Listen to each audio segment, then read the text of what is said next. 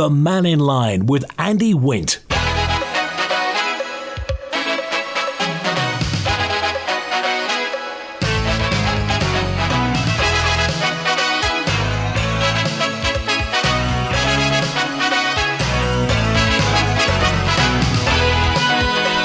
Faster by, good afternoon. We're on Mannin Line through till 1 today. And today, Manx Care. You may have heard in the news today that Matrons have been reintroduced into Manx Care, and the Executive Director of Nursing and Allied Health Professionals, Sheila Lloyd, is here. We're also talking to Cathy Quine, involved in cancer and diagnostics, and Jo Standish is Senior Matron at Medicine and the Emergency Department. So, what's it all about? What does it mean to you?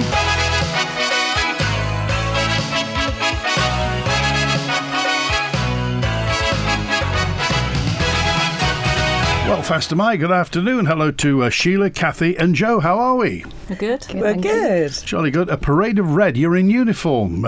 You're in uniform, Sheila. This is the red everybody's going to be wearing. Is that right? It certainly is, Andy. It certainly is. So what's the thinking behind this? Why reintroducing Matrons? Well, and thank you for having us, and thank you to your listeners. This is really important, Andy. It's about making sure that the senior matrons in Manx Care across the entire integrated service, not just Nobles Hospital, our community services, mental health, straight across the island, that are there. They're there for patients. They're visible. They're freed up to give time to patients and to the staff who need them. Okay. So, are they replacing an existing structure? How do they fit into the kind of the business, the organisational matrix? Where do they sit? So they're right at the top. So what we have is 8 senior matrons introduced into Manx Care, and the purpose of those roles is to free those senior leaders up to support the other nurses. Okay, let's get to Jo first of all. So you're responsible for which bit again, Jo? So I look after the medical wards, some of the medical outpatient services, and also the emergency department and minor injuries unit in Ramsey. Okay, so just tell me who was in charge before then, Jo? Before Matrons, who was looking after, who was kind of filling this role? So it's, with the restructure at the moment, it's more redefining and repurposing our roles to ensure that quality and safety are at the forefront of what we do. Right. And as Sheila's alluded to, we're more visible, freed up and present for our patients and their relatives. Okay. Let's see, Cathy as well. And Macmillan Cancer, is that right? That's right, yes. Right, so, yeah. And where do you see your role? So very similar to what Jo has said, it's that visibility, it's being at the front there, it's listening to patients' concerns and relatives, and it's looking at the quality, the standards, and ensuring we've got high standards in place. Okay. Who do you answer to? Sheila. Okay. Who do you answer to, Sheila? The Chief Executive, Teresa Cope. Okay. So where did this initiative come from? Whose idea was it to bring matrons back? So I wanted to do that, Andy. So I spoke to the senior nurses across Manx Care, and we had a conversation, and we've been having conversations on a weekly basis for probably the last 10 months about raising the standards of care for our patients and their families and their carers. And as we've done that, we've really had a laser focus on what we're doing well, and there's some great things happening, but actually there's areas of work that if the senior matrons had the time and were freed up to do this work, we could do this well, and we could do it with our patients. Okay. You mentioned raising the standards of care, so I'll put this delicately. Where? What wasn't quite right before? So the standards of care across the whole organisation. So really, really simple things. Having time to sort out issues with patients and their carers as soon as we possibly can. And you can only do that if the senior matrons and matrons are available at that given time. Okay. So what we've done is repurposed their priorities. So, for example, there has been times, and we've looked at this and reflected, there has been times when perhaps our senior matrons have been in meetings that other people could go to. So in order to free them up to walk those wards, walk those areas of their community and be visible. And when you do that, people talk to you, but importantly, we can get things solved immediately. Some things take longer, and that's fine, and that's important that it does take longer to get the right outcomes. But we need to be closer to our patients and to the public that we serve. Is this a situation you've seen elsewhere? Absolutely. So, for example, when I've worked in the UK and I've worked in the Northwest and the West Midlands, we've introduced what we call the key top 10 roles of a matron. And when you really focus on that top 10, that makes you really refocus what people are doing on a daily basis. If you're not walking your floors on a daily basis, then I don't believe you're doing the job. Okay. What's morale like at the moment? Because obviously there are two sides to this. There are patients, as you say, there are carers, but also the nurses. Everybody wants the nurses to be happy. A happy nurse presumably is an efficient nurse. Absolutely, and happy nurses equals happy patients as well. And what our nurses need is, one, a really good career structure. So they want to be able to see what is their next role. But not only that, they want good role models. They want to see that they are nurses who are going to be visible, who are going to have time, free their time up to care so they can have time with their patients and be able to talk to their families. So introducing and freeing up the senior matrons, the purpose of that is to give those nurses the opportunity to be able to work with the matrons, work with that role modelling and be able to raise their standards and get the career pathway that they want. I think the key thing for me, Andy, if we don't do this right, we won't be able to retain our nurses. So we need to show them how things should be done, and we need to show them that they've got a really good career pathway. Okay. Just tell me something. Is it anecdotal, or do nurses need a degree now? They do. Yes, they do. And that's important for the profession, because that's important because as times have moved on, things are a lot more technical than they ever were.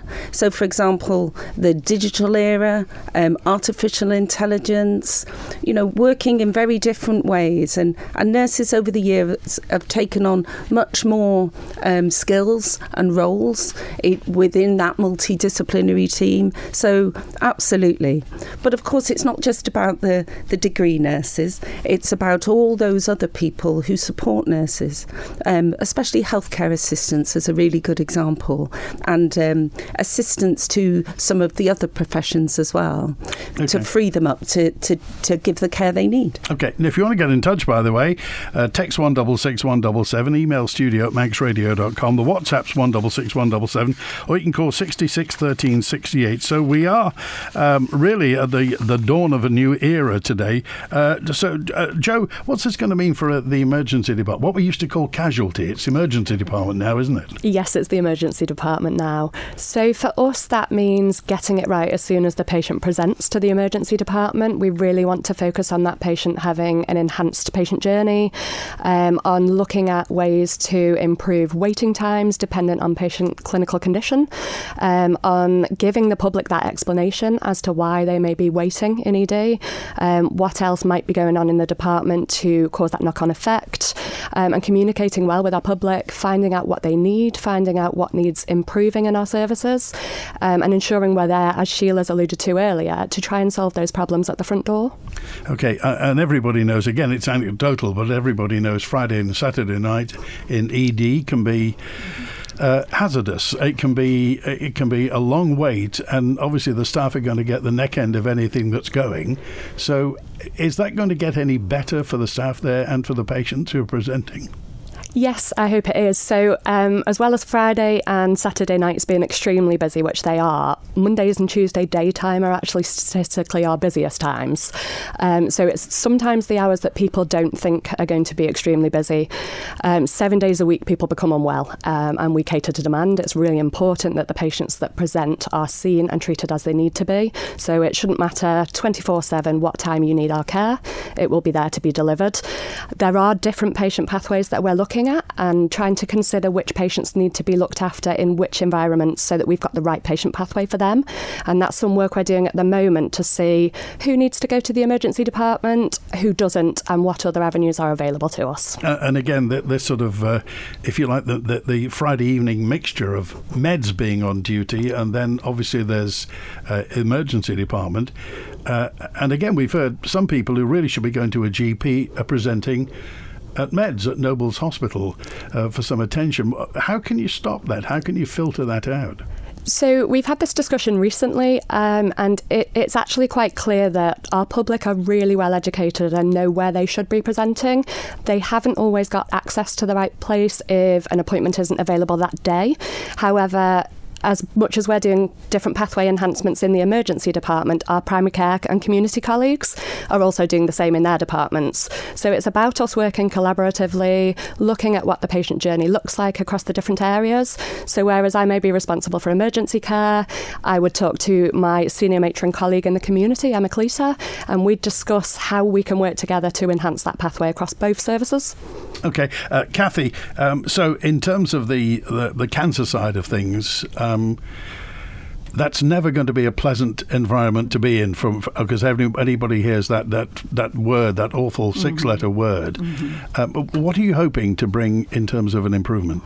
Well, within Manx Care at the moment, we have a fantastic oncology day unit, and obviously on there the standards are quite high already. We work very closely with Clatterbridge Hospital in Liverpool, which is where our oncology support is from. So all our nurses within the oncology day unit are trained to the same standards at Clatterbridge. We go over, we do some shadow work over there at Clatterbridge. Again, it's about making sure that our nurses are trained to those levels. They've got the same standards of care. Okay, so in terms of, again, somebody who gets a diagnosis, what's going to be the difference in the approach now? Is it going to be quicker? Hopefully better, but where do you see it? Yeah, I think one thing we're always looking at is the patient pathways, and that's really, really important. And what we do know is that the faster we can diagnose a patient, the better. So working very closely with our colleagues in diagnostics, with our radiologists, radiotherapists, we're looking at that patient pathway. We're constantly reviewing a patient pathway to see how we can sort of shave time off that a little bit to get a quicker diagnosis. It is really, really important. Okay, so Sheila, when we do know if all this is working? We're going to be reviewing that every week and every month, but we would love to come back in about 6 months' time to talk about that. I think what Jo and Kathy are saying here is this launch of the senior matrons comes at the same time as Manx Care and as Manx Care's board are going forward with the operational plan. And part of that operational plan is to say, are the patients in the right place at the right time? Can we make it more efficient and better for people? Do people need to come into hospital? How can we change that if you don't need to come into hospital? How can we make sure that we've got better services out in the community? And therefore, how do we make the hospital the most efficient and effective place it can be for those who must be there?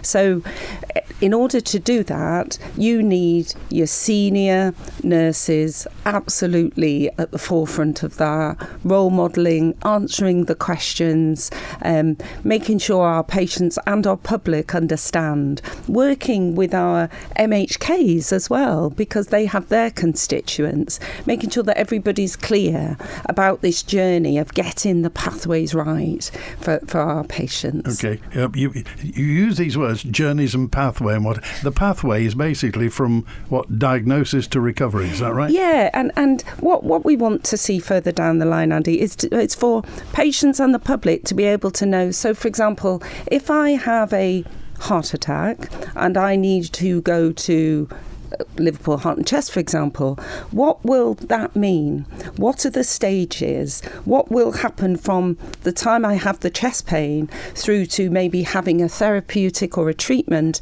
over in Liverpool and I come back to the Isle of Man? There is standard ways of doing that, and we need to make sure that everybody's clear what's happening to them, so they know what's happening to them, so their families know what's happening to them. Because I think sometimes our patients and our public don't know what's happening. They don't know why they're waiting perhaps for the next step. And we want to, as Manx Care, make sure we get that more efficient and more effective. And actually, sometimes you won't need to go over to Liverpool. We can do some things on Teams, or you can be seen back here. And I think a good example of that is the chemotherapy unit that Kathy as senior matron leads on, that our people who live on this island are able to have their treatment here, supported by Clatterbridge. Oh, tell us a bit more about that, Kathy. Okay, so we do most of our chemotherapy is done on the Isle of Man for treatment that is a sort of a long period of time, over 8 hours. Those patients do go across to Clatterbridge, but the majority of treatment is given on island, which is a fabulous resource for our patients. A lot of patients obviously are very, very poorly. They don't want to travel.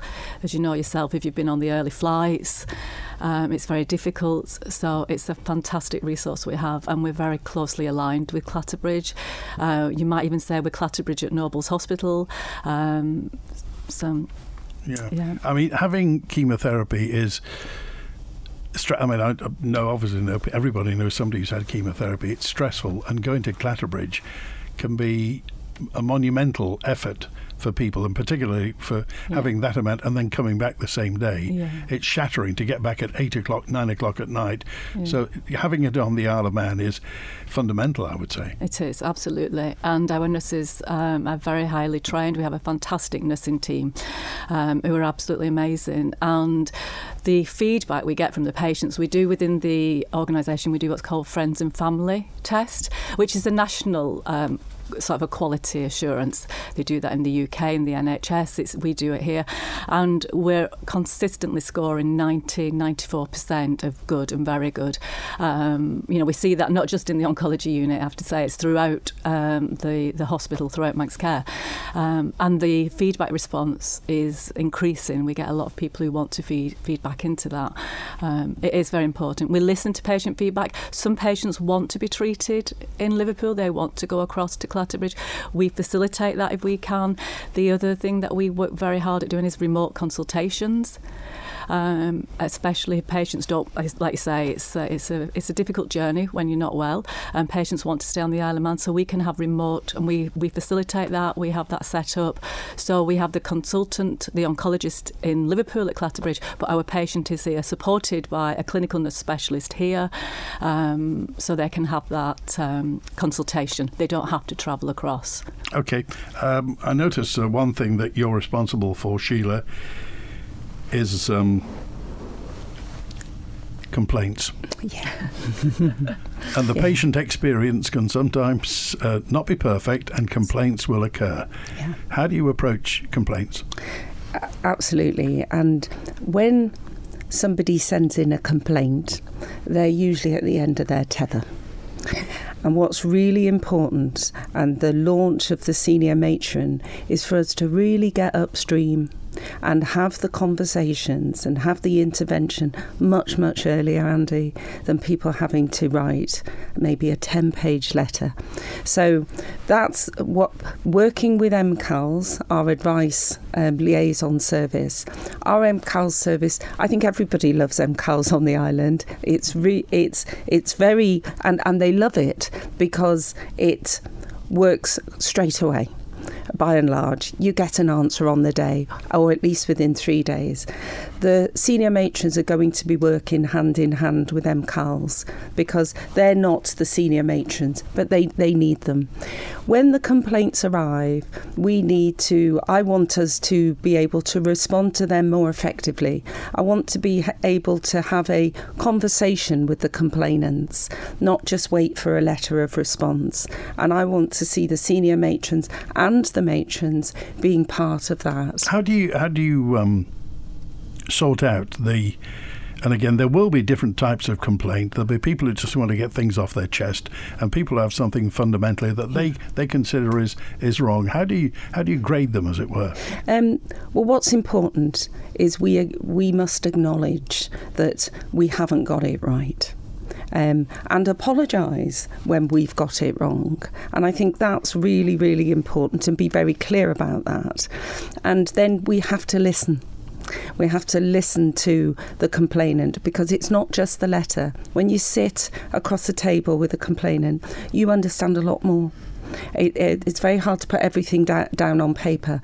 And then we have genuinely got to learn from those complaints. And again, that's where these matrons absolutely come in. How are we learning? How are we making sure, or trying to prevent this from happening to someone else or again? And then, of course, it's really important, we're working with our partners, so the Ombudsman on Island. So by the time a complaint gets to the Ombudsman, you know, our complainants are really unhappy. Funny you should say that. Peter dropped me a note in, and Mike as well, just to say, will the matrons be working with the Health and Social Care Ombudsman regarding complaints and subsequent action? We have been invited, and we do want to go to one of their meetings to meet for the Ombudsman to be able, and colleagues to be able to meet the senior matrons and make that connection. The connection between people is far more effective than anything written down. Okay. Jo, and again, this question of complaints is important, because sometimes, I mean, do some people have unrealistic expectations of what it is they think you can do? I think it's really important, as Sheila said before, to meet or talk to that person and understand what's at the root of their complaint.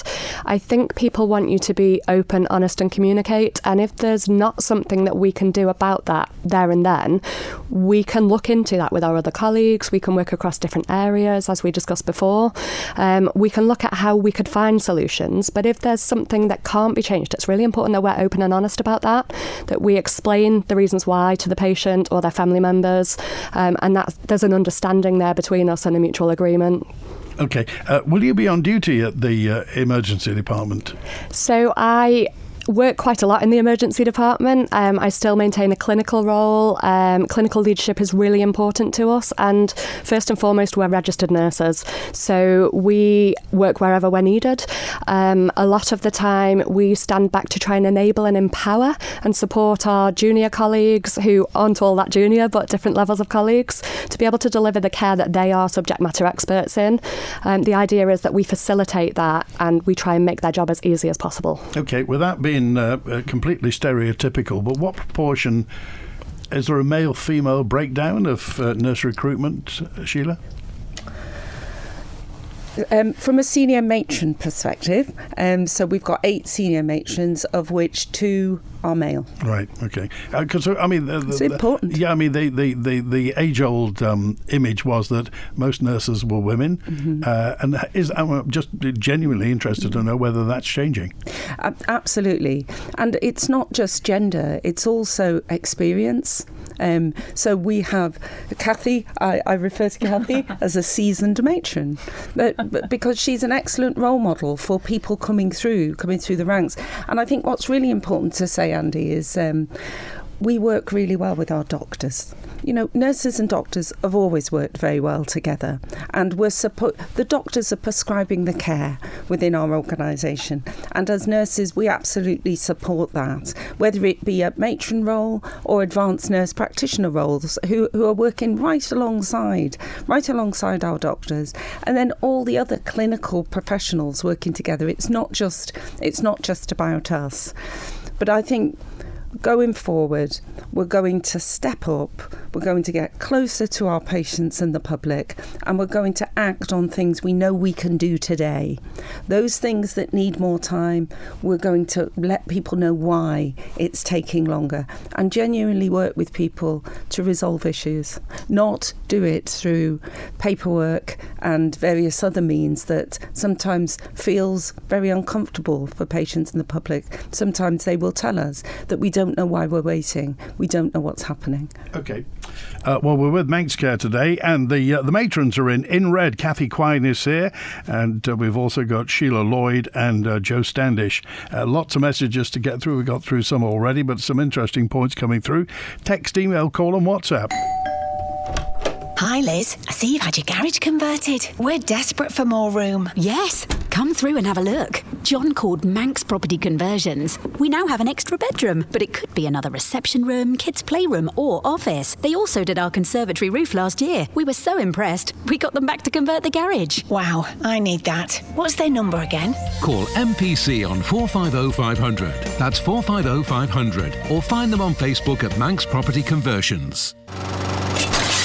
Oh, I don't believe it. Don't believe what? A small stone just flew off and shattered the conservatory window. Oh, no problem. I'll call out Manx Glass and Glazing. Can they fix it? Yeah, Mum's glass shattered and they soon replaced it. Manx Glass and Glazing don't just do the big jobs. Visit Snugborough Trading Estate for all your glazing supplies and repairs, including broken or failed double glazed units, along with good old-fashioned customer service and product knowledge. Manx Glass and Glazing. You're smashing.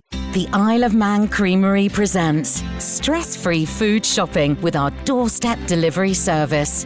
In time for breakfast, enjoy fresh milk, cheese, cream, Noah Bakehouse pastries, bread, coffee, juice, eggs and potatoes delivered straight to your door every day. And if that sounds good, we don't charge for island-wide deliveries. Love food and drink delivered super fresh? Sign up and order online today at isleofmancreamery.com. The Isle of Man Symphony Orchestra with special guests is staging a fabulous concert with music by Chabrier, Mussorgsky's Night on a Bare Mountain, Britain's Young Person's Guide to the Orchestra and Mahler's Symphony No. 1. An evening of extraordinary music in the Villa Marina Royal Hall on Saturday the 17th of May at 7:30. Tickets on sale now.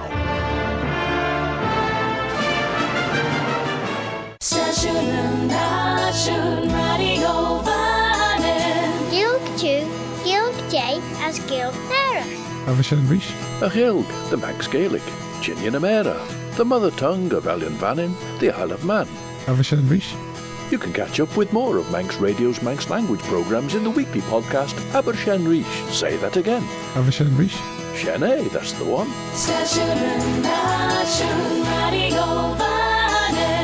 The Mannin Line with Andy Wint. And Manx Care's Matrons today we're talking to. Right, let's get to the line, and Robert's with us. Hi, Robert. Hi, how you doing, Andy? First of all, can I come back on whatever Manx Care ladies say and just give a response? Okay, so what is it you want? What is it? What's on your mind today? Well, I believe, and it's my belief, so you can't take that away from me, that there's something fundamentally wrong with the ADHD trackway. I think the pathway to ADHD diagnosis is incomplete. I think it's a business case that needs to be made. You've probably got about 5,000 people on the Isle of Man who's got ADHD, and it's being ignored by Manx Care at the moment. Seem to be skirting and flouncing around the issues and around the subjects on policy matters and all the rest of it. Okay, is this something you have a personal experience of, Robert? That's correct. Okay, well, let's go. Kathy? I'll take that. Thank you, Andy. Good afternoon, Robert. I'm really sorry to hear that you're in this situation. We are working as a board with the Department of Health and Social Care to much improve this pathway. We have a senior matron for mental health services, Mark Butler, who is brand new in post, and I do know that the team there are looking as hard as we can to make sure that you do get services. We absolutely recognise as Manx Care that the ADHD pathway isn't where it needs to be. Please give us some time to see how we can work this through with the Department of Health. Robert? Well, basically, Mark Butler's been in post for about 12 years now up at the mental health place up at mental health at Nobles, and where it used to be, I can't remember what the old place is called, but he's been there for ages. He's basically the guy who organises Mannin Court. So, if that's your go-to, then I don't think much of it. Well, just tell us, what do you think is lacking, Robert? There needs to be proper legislation, a business case brought about, so ADHD, attention deficit hyper disorder, needs to be put into place so that the 5,000 people on the Isle of Man need to get proper diagnosis. Okay, Kathy?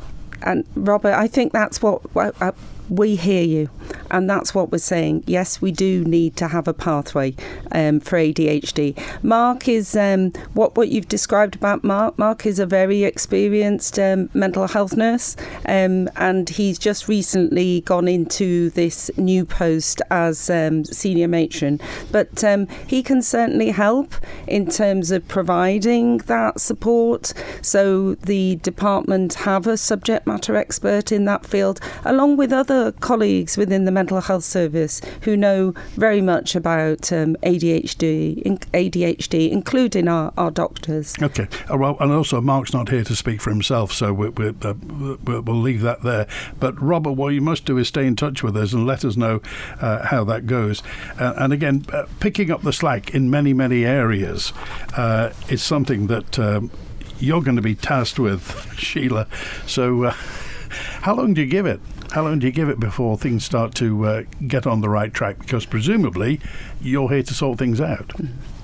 Well, it's going to take time. I would like to see 6 months down the line that we can demonstrate that people feel more connected, people understand what's going on, people understand where we're up to with elements of care, and that's all care within the integrated system. As I said, we've got an operating plan. It's just fresh out. It started on the 1st of April. In 6 months' time, we will of course be looking at are we delivering it. But some of the long-term plans will take long-term. Okay. And we need, therefore, going back to the senior matrons, we need experienced senior people to be able to support any new ways of working and have the expertise to do that. Okay, here's a question in from Mrs. P. Question for the nursing staff. Is it true nurses have to pay towards any further training in-house over and above the basics? Is this true? No, in-house training is provided by Manx Care. If people want to do something over and above what is required within their role, then that is up for conversation. Some people pay all of it, some people pay none of it. It really just all depends where we are at a given time, but we're always there to support nurses' development. Okay, here's one in from Brian, who said to Brian, I was unfortunately diagnosed with cancer in August of last year, finished my operation in radiotherapy in December in Liverpool 23, came home. Unfortunately, it was like falling off a cliff. There wasn't a joined-up approach, no follow-up, no pathway. I had to fight every step of the way to get help with pain management, eating, sent a letter in once. Even though my MHK was involved with the letter and very supportive, I sent a follow-up to get an answer and was told it's complicated and I need to resend the official complaint to get a decent response. I thought it was a waste of time. It was unhelpful. Macmillan, on the other hand, says Brian, were fantastic and very supportive. Is that something you've heard before, Kathy? Yeah, I mean, firstly to Brian, I'm really sorry that you've been in that situation, and obviously you didn't get the answers that you needed at the time. It is something we're aware of. I mentioned earlier about the pathways and looking at the pathways that patients are, and we talked about not just from diagnosis but actually from when they see the GP, so going to the GP and then getting the diagnosis when they come into Manx Care. and then the follow-up treatment. We're very well aware that when patients go off island and then they come back, whether they've had radiotherapy, an operation, and they come back to island, there is that gap there. We are well aware of that. It's not acceptable. It's something we're working really hard to bridge that gap. It shouldn't be there, and sometimes it is a lack of communication. We do work very closely with our tertiary care centres, but we are aware there is a lot of work we need to do. How do you, as a matron, how would you? We've all heard the tales of letters flying here, there, and everywhere, arriving after the date of the appointment and what have you. I mean, how can that be resolved? I think that again is working with the different teams within Manx Care who are responsible for that, and putting the patient at the centre of everything. Looking at it from a patient perspective, and how would you feel if you were a patient and that letter didn't arrive? So again, it's about getting that message. I think as patient advocates, nurses are very good at doing that, and certainly the matron in that senior clinical role is very good at getting that message over to the rest of the staff. And sometimes it's administrative staff who are not clinical. So we absolutely have to be the patient's voice to get that over. And again, this is you must find yourself almost on the horns of a dilemma, because you know the clinical needs, and yet the admin side of it, for one reason or another, is falling down, and you're caught in the middle. Yeah. I don't think it is like that. What's really, this goes back to MCAL's, our advice line. People need to know where they can go to start a process to connect to people. We couldn't do our work without our administrative teams. They do some great work. But with MCAL's linked to senior matrons and matrons, we believe that we can make it quicker, smarter for our patients and for your audience, Andy, that I'd just like to say, in terms of the senior matron role, we will be getting in the next 48 hours the 8 matrons' names up on the website, right. So people are very clear by department. But if you're in any doubt, please contact MCALs, because MCALs will be able to fast track to where people need to be. And with these senior matrons in place now, not only we believe we're going to help the patients more, we're going to help MCALs to be able to do that. So just back to administrators, they're just so important to get us from A to B, to get to the clinical people you need. But I mean, you understand that the patients, if something goes wrong with the patients, they don't understand your organisational structure. They don't know where the responsibility lies. They just know something's gone wrong and need to say something. Yes, and that's why MCALs is just swiftly straight in, not going to individual areas. Okay, I'm pleased to hear that communication with patients and families will be our priority. What I'd like to ask, is there any information available for families of newly diagnosed dementia patients immediately after diagnosis? When my mother was diagnosed, we had no help, no support, no information about daycare facilities for her, no training about handling the various and frightening behaviours of the illness. We felt a bit ambushed. Dementia requires 24/7 care, and there surely should be a helpline for families at times. The Alzheimer's Society is not sufficient, and neither are the occasional get-togethers to socialise. My mum died in 2017, but the family were devastated by the lack of support. I'm having counselling to deal with the anger and pain that it caused, says Sue. All it would need is information pack to be given to a family, an online contact to answer questions. Dementia, I think, is brushed under the carpet, and it tends to happen, of course, to older people. I'll take this if that's okay. Okay. So this is Jo, by the way. First, I'm really sorry for what has happened, and it's experiences like this that allow us to improve services. Manx Care have recognised that there is a service gap in the dementia and delirium area, and as part of the work in our frailty unit and pathways, we're actually introducing a dementia and delirium practitioner, and that job is just about to go out to advert. This person will be the service clinical lead. They may be a nurse, they may be an allied health professional, but they will be the clinical lead with expertise in that area, and they will shape that care pathway. They will develop and design information packs, training packages, anything that is needed in that area, and form the links with our other partners that can support that role. Okay, you sound like you've got a lot of work ahead of you, Jo. Fortunately for me, it's work that we have done as a team, and it's work that is just coming to the point of being launched now. So we've done an awful lot of work, but there's a lot of us to do that work. There's a lot of subject matter experts, as we were talking about before, working with our medical colleagues, our allied health professionals, our public engagement. We've really been able to look at what that space needs.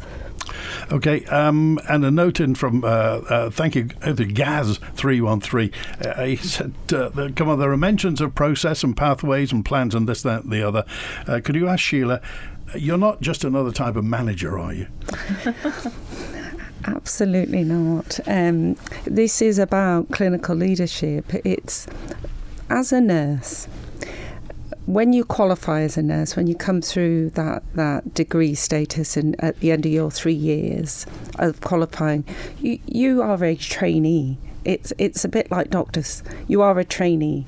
You don't get to matron level for some time, and absolutely you shouldn't, because you need to learn and understand and get the experiences that you need to be able to make clinical leadership decisions.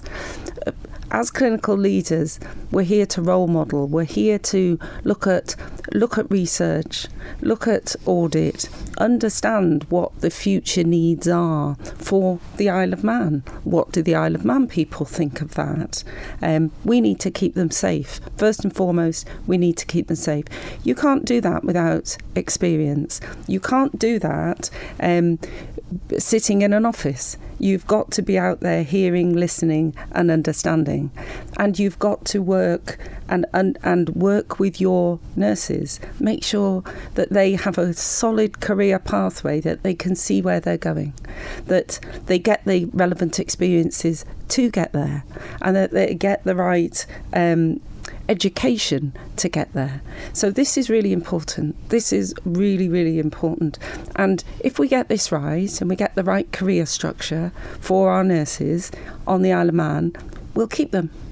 And I was going to talk about that, and obviously retention is something that's been mentioned time and time again in the 4 years that Manx Care has been, and of course it was mentioned before when it was run by the politicians, that retaining nurses on the Isle of Man has often been a challenge. How can you improve that? How can you stop nurses leaving?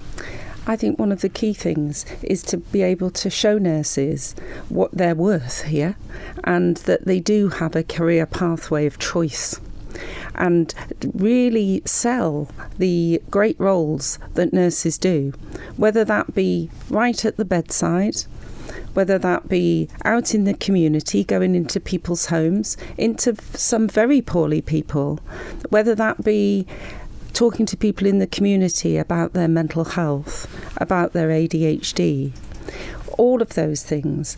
Understanding what safeguarding means in terms of vulnerable adults and vulnerable children. When you show that they can get those experiences and that we educate, we've got a brilliant education centre in Manx Care. We are in September, we're going to have 25 nurses coming out of their training, 25 nurses who have been trained on island. Manx Care general nurses. In July, we've got 6 mental health nurses coming out of their training right in our education centre here. Years ago, Andy, you couldn't do that. Everybody had to be trained off island. We're actually recruiting our own. We want to get into schools, fit and proper into schools, really for people to understand not just the nursing profession, but there are so many professions in health and social care that people don't know about. For example, speech and language, how important that is for people who have maybe had a stroke, or for children who have had problems with speech right from the outset. So we've got to really emphasise that. If we train people, if we invest in our nurses, if we make sure they have a good career pathway, then we'll retain our nurses. And it's not cheap, Andy. It's going to take money and it's going to take time, and it's absolutely worth the investment. And the board and the government have invested in that, and I'm delighted that 25 registered nurses are coming out in September and 6 mental health nurses are coming out, and they're going to have jobs on this island. OK, all right, we're back with the Manx Care Matrons in just a few moments' time, and more messages to get through. Sometimes you need to roll out an extra bed.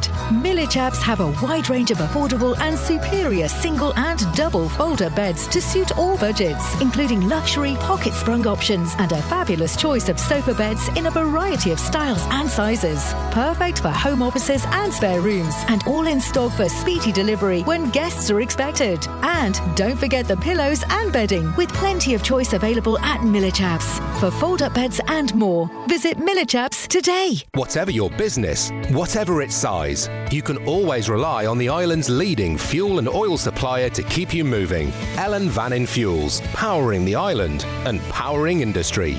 Call us on 844 000. Did you hear? Hear what? Skipton International has a fixed rate bond at 4.4%. Oh, really? That's a strong return. How does it work? Skipton International's based in Guernsey, and with £100,000 or more deposit, you can lock in that great rate, fixed until 31st of March 2026. Sounds like a smart move. I'll check it out. For details on all of Skipton's savings products, call 01481 730 730 or visit skiptoninternational.com today. Skipton International is licensed to take deposits by the GFSC and is a participant in the Guernsey Banking Deposit Compensation Scheme. See dcs.gg. The extended Ramsey Garden Centre is deceptively large. You'll find a warm welcome and everything from bedding and perennials, fruit and vegetables, to lighting, garden ornaments, bird baths, bird tables and indoor and outdoor pots. Come and browse at Ramsey Garden Centre. The Mannin Line with Andy Wint. And the matrons in red today, we're talking with Jo Standish and Sheila Lloyd and Kathy Quine. Just a quick one here, and this is from, does Manx Care discriminate against healthcare workers from other jurisdictions not in the NHS network, specifically paramedics? I'm a fully qualified paramedic, originally from the Isle of Man, who attained his certificate in the USA, certification in the USA. A couple of years ago, I applied for a position, flew from the States to attend an interview, was unsuccessful at that time to get reciprocity of certification to allow me to even apply for the job and travel to and from the Isle of Man. I've applied. The problem, they say, is the certification I hold for driving emergency vehicles in the United States doesn't meet the requirements in the UK, in the NHS network. Is that so? No, we certainly don't discriminate. We absolutely encourage people. And Will Bellamy, who's our absolute in-charge lead in terms of ambulance service and paramedics, would welcome more than anything to have a conversation with that individual. We want to have a discussion. We don't want people going away thinking that that is the case. If you haven't got a certain qualification that is required, we can certainly look at that and see how you can achieve that qualification, especially in this example. Okay, and one thing I just wanted to bring up, and that is, you represent all sorts of... well, I'll ask you here and now then, Sheila, will you come back before Christmas? That's 6 months' time. We would love to. Okay, and then we'll see where we're going with this, because I know you are responsible for, you're professional leaders, they say, for midwifery as well. Yeah. So what's the situation with midwifery on the Isle of Man? Thank you for bringing that up, and thank you for the opportunity. So in terms of our midwives, as people have recognised, we've had a shortage of midwives, and that continues to be the case, but we have certainly been able to improve the vacancies, and that's been because the midwives themselves and our Women's and Children's Department have really worked together to try as hard hard as they possibly can to encourage people to apply. We've also more recently had our very first midwife who has been trained on island, and so again we've done that with general nurses. Now we want to do it with our midwives.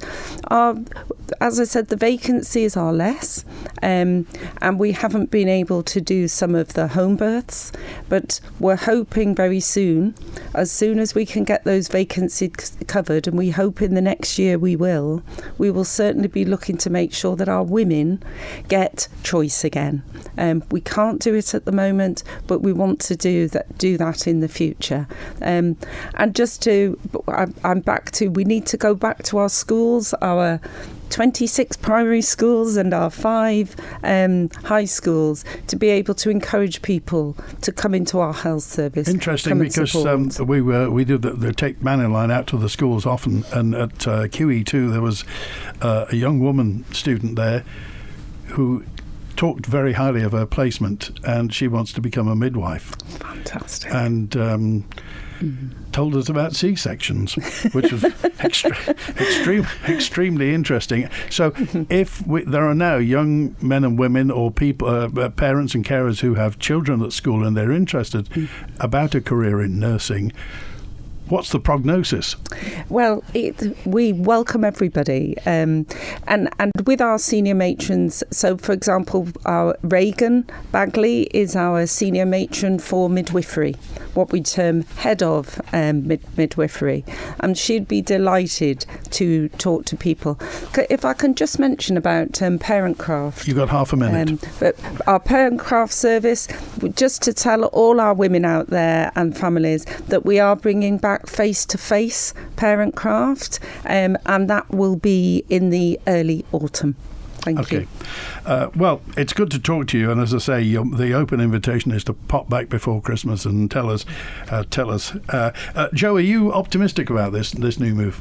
Yes, I'm really excited about it, actually. I feel really enabled and empowered to deliver the operational plan that we've got in place. Okay, and Kathy, what do you hope is going to improve now, specifically? Absolutely. I think it's a great initiative. It's getting back to the basics, getting back to the fundamentals, and it's ensuring that those high-quality standards, privacy, dignity, communication are all there at the forefront of everything that we do. Okay. Kathy, thank you. Thanks to Sheila Lloyd as well, Executive Director of Nursing and Allied Health Professionals. And thanks to Jo Standish, the matron at the Emergency Department. If you've got anything to say, by the way, you can email manninline@manxradio.com or call the answer phone on 682-631. Today we've been with the Matrons, the new Matrons. Open line tomorrow. And by the way, this coming Friday, the pharmacist chairman of the National Pharmacy Association, Nick Kay, is on, talking about the patient and the pharmacist. In the meantime, thanks to Ben on the phones. It's a gorgeous day. Enjoy the rest of your Tuesday. WINT